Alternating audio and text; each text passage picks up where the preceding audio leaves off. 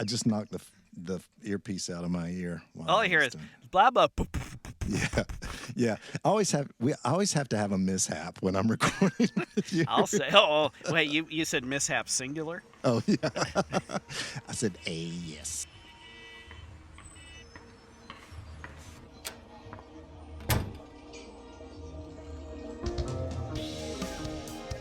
Welcome to Two Designers Walk Into a Bar.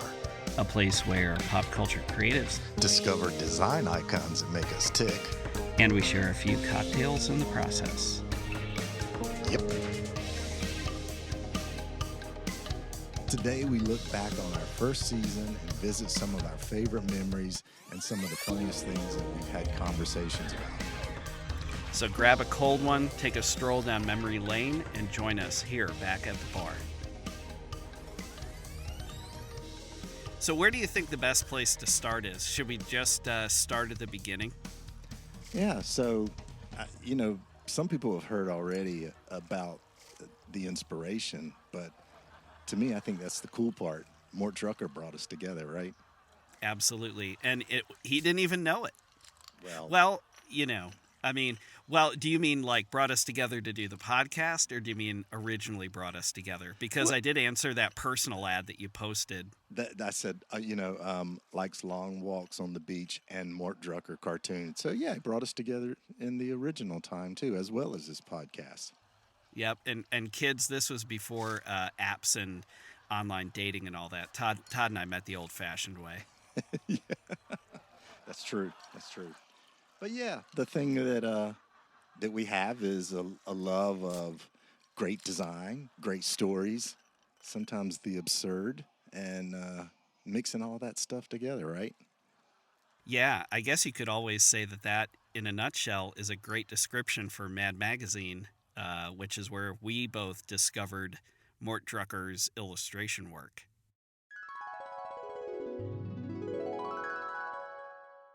What was interesting to you when we first were talking that couple months ago? I was cleaning my porch and you called me, which that was interesting to me. And then I had a conversation. So what was interesting about that to you that got us this far? If I remember correctly, one of the things that kicked the conversation off was you and I were talking about Mort Drucker having passed away. Oh, yeah. Yeah. So the famous, of course, Mad Magazine, among many other jobs he had over his 91 years and or what something a like giant influence he was. And we started talking about how great Mad Magazine was, and we pretended that there were studies that were done that said if you read Mad Magazine, you certainly had a higher than average IQ and things like that. I think they actually published that study in Mad Magazine. Oh, well, that's where I saw it. So obviously, Todd, Mad Magazine, which we both love, along with Airplane, which we also discuss in episode 1, and which we also both love dearly. Those are two cornerstones of pop culture. And I think the only thing that perhaps we love as much as Airplane and Mad Magazine are all the different tangents that we like to go on when we're talking about things like Airplane and Mad Magazine. Oh my gosh, you're so right, Elliot. And I love that the tangents that we're on, we bring in sort of our personal adventures and how these things have affected us. The one that stands out to me is our episode on 1976, where we talk about the bicentennial, as well as a Kiss album cover. That's sort of the touchstone of what this podcast is about. It's highbrow and lowbrow mixed together. What I love is that we always bring it back to something that made an impression on us. And in this particular case, Kiss was bigger than anything else in 1976, and that was a concert that I went to, which probably had some impact on me loving the Michael Durant cover. As I was going to ask you a question that I'm getting ready to answer that you would probably ask me first, which is, why was this so influential to you, Todd? And that's because this particular album came out November 11th, 1976. So near the end, this was their second album in a year, which is crazy. Mm-hmm. It just so happened my very first concert was November 27th of 1976. So yeah, so this was a big deal for me. It will always be sort of connected to that idea of being a teenager, going to a loud concert at the Dorton Arena in Raleigh. Oh, yeah, which is still there today. Which is still there. Yeah, National Registry of Historical Places. Yep. Only held like 7,000 people or something like that. Folks out there need to look it up, though. It's a super cool building. It's beautiful. And we could go off on a tangent about this, but the first time I drove to Raleigh, when you and I lived in the same city for a little while, that was one of the first things I saw. It kind of looks like a Pringle chip with sides on it, right? And I remember it with glass sides, and I remember looking at it and thinking, what is that? Like, that just was super cool to me, but that's another story for another day. Yeah, Todd, so Dorton Arena, an iconic building in Raleigh. We both agree on that, right? You've had some moments there. You've had some milestone moments there, I think, over the years. Yeah, there's been some roller derby moments there. Yeah, some hockey, some concerts, you know. Pro wrestling? They ever have pro wrestling? Of course. Yeah, pro hell wrestling. Yeah, they did. Yeah. I mean, that's, so far beyond the pale for me to even bring that up as a potential question. And so, well, okay.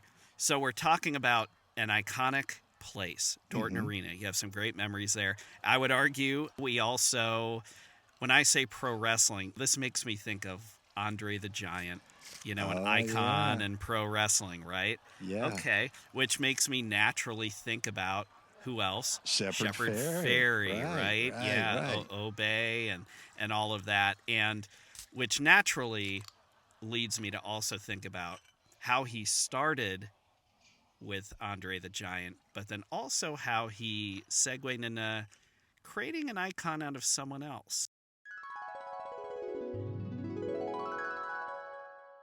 So Shepard Fairey was able to hone his chops over the years, of course, with his Andre the Giant Needs a Posse, right? Starting from the crummy Xerox sticker all the way up to the Obey movement and all of these sorts of things. So really, if you think about it, he did a great job kind of laying the groundwork about building this persona around this public individual. The first time around, of course, it was a pro wrestler, but that really made the segue, I think, into making this other person heroic that maybe wasn't like a quote-unquote character, but needed in some way to sort of be a character, be larger than life, to give people something to believe in.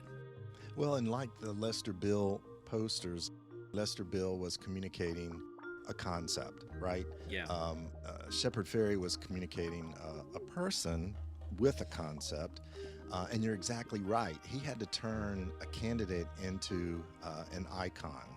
Yeah, and that's something we went into in our episode about civic posters, where you talked a little bit about the influence that Lester Bill had on you, and we dug a little bit into Shepard Fairey's work. And as most people know, he started as a street artist and then did the Obama poster, which, speaking of icons, sort of took what he had learned about putting these iconic images out on the street and turned it into some help for a presidential campaign, made Obama an icon. And I thought that was really interesting, that was an artist, that type of artist that was chosen to represent a presidential candidate. And it's also that type of artist has some background in sort of dust-ups with the legal system. And, Elliot, I love a good lawsuit, and that story in our Civic Posters episode didn't disappoint, did it? No, it didn't. It sounds to me like perhaps our friend Shepard got into a little bit of hot water. Well, the wonderful thing about Shepard is he certainly has been arrested a number of times, 14 and counting, I think, part of his activism. After the election, so a couple things happened in January of 2009. Right in the early part of January, the Smithsonian Institute got a copy of one of the originals. He basically did a painting of the poster. And didn't he, correct me if I'm wrong, but there's also collage in that, right? Aren't there Right, there collage is. elements? So it's a little more detailed and ornate. It is, yeah, and it's bigger. And, it was more of like a hand done work of art, but certainly looked like that. And then, of course, Obama was inaugurated on the 20th of January, and then shortly after that, the Associated Press realized that one of their images that they own was sort of the model for the drawing that Shepard Fairey used. It was revealed that one of their photos, shot by a freelancer, a guy named Manny Garcia, was used that Shepard Fairey drew from. Now, we could disagree on this all day long. No offense to Manny Garcia. He took a photograph of then Senator Obama, not even candidate Obama, in 2006, sitting next to George Clooney at a Darfur conference. I was excited. I thought you were going to say George Clinton. No, that would be better, then, wouldn't it? Realistically, anyone who was standing or sitting in his place could have shot the same photo. And again, no offense to him. It was a perfectly nice photo. That said, Associated Press said, oh, ooh, this is famous, and you owe us some money for using that. So what had resulted in actually 3 lawsuits around that one poster. As you just heard there, a little bit about Shepard Fairey and some of his issues with the legal system.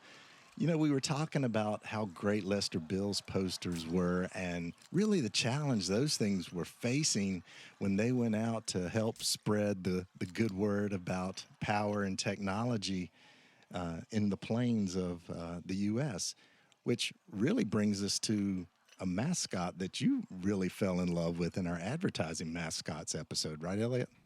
That's very true. Our buddy Reddy Kilowatt. Yeah. I mean, you want to talk about someone who's iconic. Reddy's been around close to 100 years, right around 100 years. And, it's one of these things where nothing lasts forever, of course, but Reddy had a hell of a run, still around in some very abbreviated ways, in some ways outside of the United States. But I feel we need to really jump into a clip that starts with Reddy's story and how he came to be. Yeah.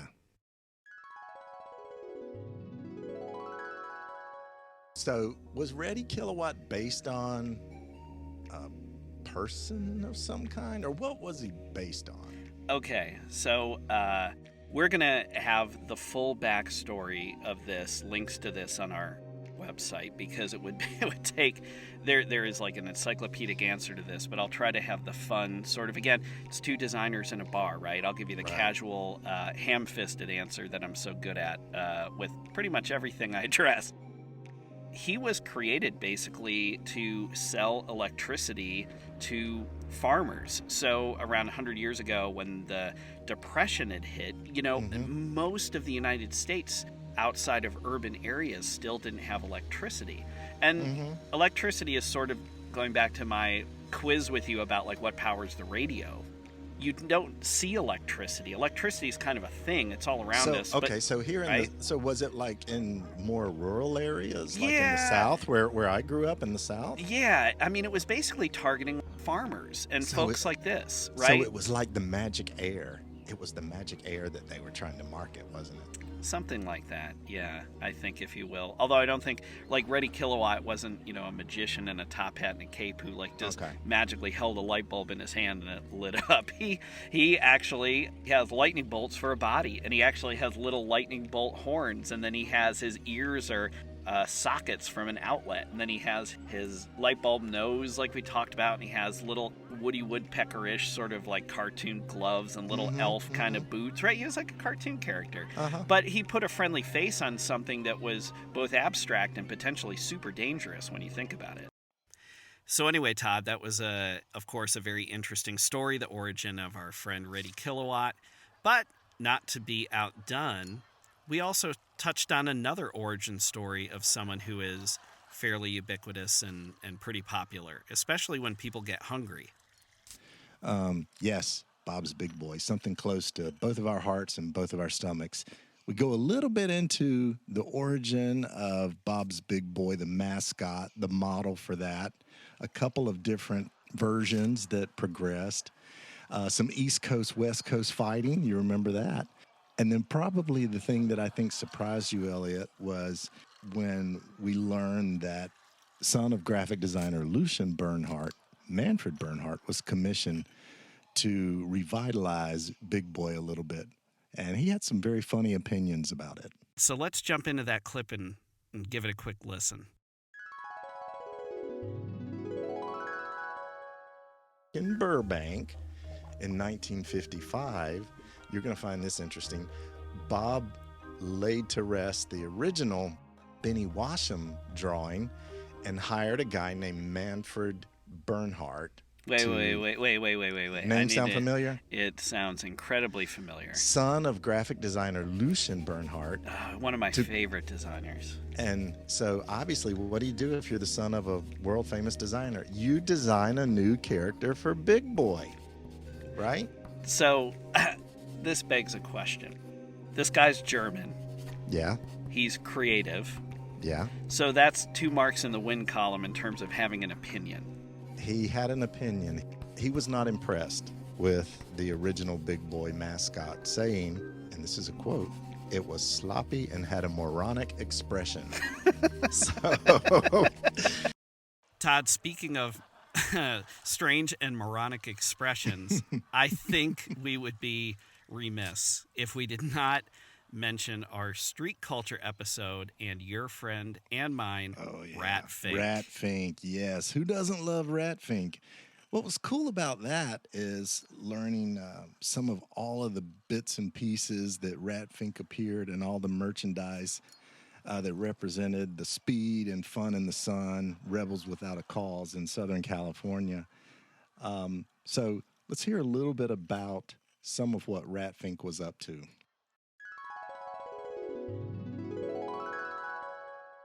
Some of my favorite Rat Fink illustrations are not only is he standing there with his tail and his eyes and his overalls, and all these sorts of things, but he also has like a couple flies buzzing around his head all the time.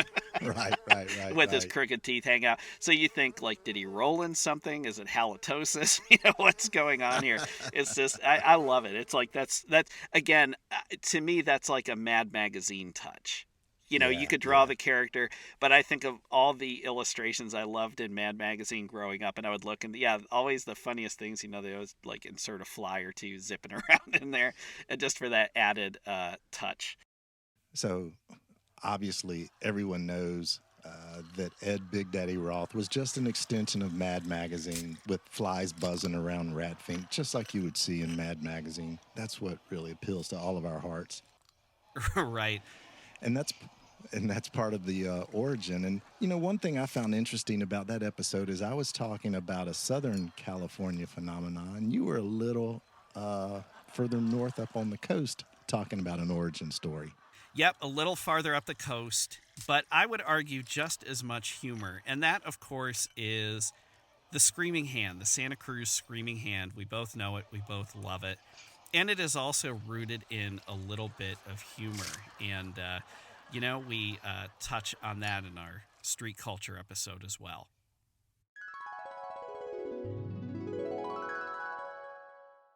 So in the mid-'80s, one of the things that he started to put out was this blue, as he mentioned earlier, hand, a severed hand that was flying through space with a mouth, a screaming mouth in the palm of the hand, right? Because a severed hand wasn't bad enough, wasn't painful enough. It had to scream. Of course. Well, wouldn't you scream if you were in pain?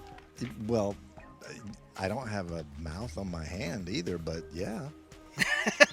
If you keep this up, I'm going to put your mouth on my hand. Elliot, one of the things that sort of came through in our street culture episode was our love of the lowbrow. A lot of people would probably not look at the Screaming Hand or Rat Fink and think that it was great, iconic design and illustration, but it really is. It's stood the test of time, and it certainly has transcended many generations. And, I think that showed that we have a love for sort of the unsung hero because we went into that a little bit more in our episode about logos that were underappreciated, right? Right. Now, Todd, sometimes I'm reluctant to toot our own horn. Other times I have no problem with it. And so I feel it's a natural segue to say, I think we're a couple of cool cats. Would you agree with that? I think we're very cool cats, yeah. Yeah. So we talk about a few cool cats as part of our Unsung Logos episode. And let's jump into a couple clips where we talk about two of these fun logos. So the first one is Royal Cup, the lion that is the Royal Cup logo. And you and I both love this logo. We've seen this logo in a lot of places. And after the clip, I want to add on to our story a little bit. We have a little bit of an epilogue about Royal Cup. Let's hear it.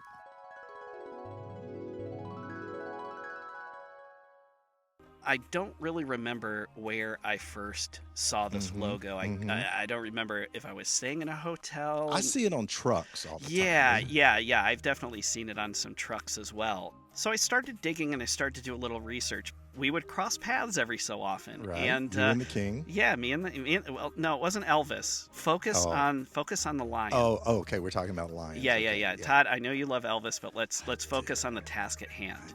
I love Elvis, but I do love a coffee drinking lion too. Tell me about this company. Both are high energy. Okay, so and they both have beautiful manes, beautiful heads of hair, right? They do. They do. So for folks who don't know, jumping back out of our clip, after we recorded this, we were still wondering who created this logo. We both love this logo. When you listen to the episode, you'll hear how much we both like this logo and how clever it is. And lo and behold, we hit the interwebs. What was it, Todd? Through Instagram, I think? Yep. Where we heard back from Royal Cup, and they talked about the firm that designed their logo. And it was so awesome to be able to connect those dots. So super excited about that. But we could talk about Royal Cup the rest of the day, and we have another fun logo. Your pick, Black Cat Fireworks. So tell us about Black Cat. Yes, and unfortunately, Black Cat Fireworks hasn't reached out to us in the same way that Royal Cup has, but we're still holding out hope. And our hands to That's receive true. some of those free fireworks, Black That's right. Cat. True. We will plug you endlessly. And speaking of, we really get into what we love about the Black Cat logo, which doesn't really seem like it was probably fussed over that much, I might say, Elliot, but it really has a specialness about it, and it has a freshness about it that we talk a little bit about. Now, take a listen.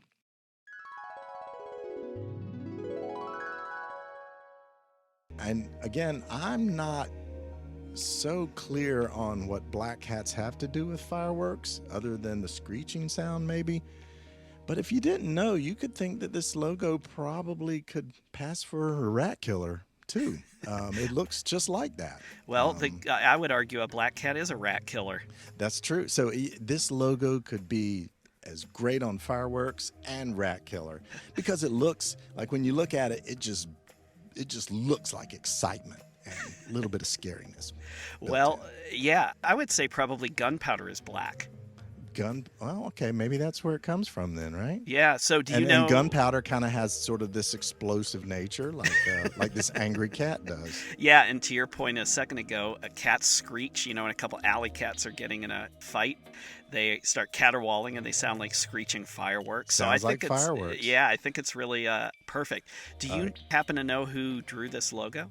I do not. I couldn't find that. My guess is it probably has been around for a while, but if anyone out there knows, please do let us know, because I would love to talk to this master.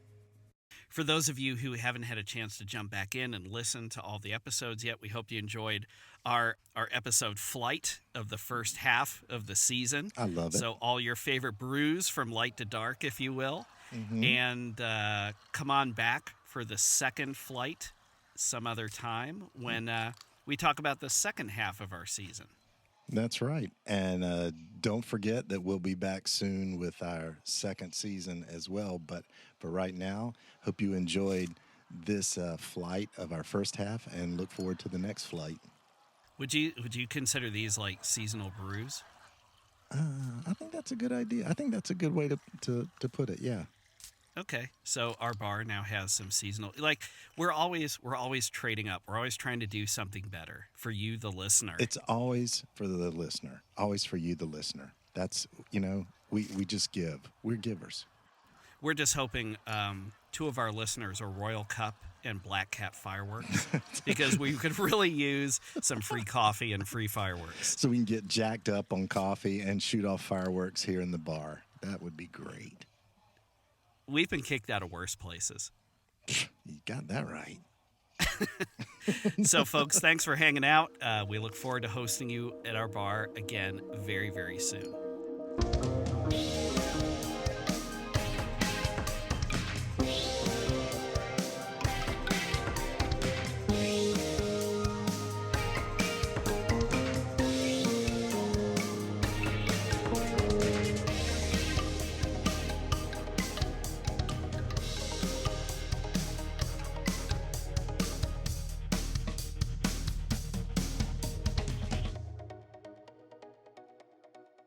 Hi, while we have your attention, if you want to learn more about us and the podcast, there are a few ways to do it. Visit our website at twodesignerswalkintoabar.com. All of that is spelled out. No numbers. Kind of a long URL, so do yourself a favor and bookmark it. Once you're there, you can find links to more information about the subjects in this episode, our episode archive, and information about both of us. Wait, we do want people to visit, right? Well, and look for us on social media.